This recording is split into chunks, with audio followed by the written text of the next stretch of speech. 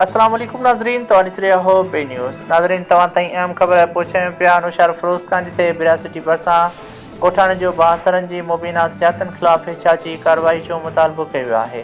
उन सिलसिले में ॻोठ हबीबुल्ला बिरोही जे रहवासी ॻोठाणे सलेमान बिरोही, बासर रमज़ान बिरोही, अब्दुल्ला बिरोही, उसामा बिरोही ऐं ॿियनि जी मुबीना ज़ियादतनि ख़िलाफ़ एहतियाज कंदे इल्ज़ाम हणंदे चयो त बासर 10 साल अॻु मुंहिंजे भाउ अब्दुल मालिक बिरोही खे क़त्ल करे छॾियो हो, जंहिंजो हिन महिल ताईं को बि ॾस पतो नाहे। हाणे वरी बासर मुंहिंजे मथां हमिलो करे तशदुद जो निशानो बणाए 65,000 रोक शनाख़्ती कार्ड फ़रोख़्त करे विया आहिनि। हुननि इल्ज़ाम हणंदे चयो त जवाबदार मूंखे सख़्तु ज़ख़्मी करे नुसरत केनाल में लोड़े छॾियो हो।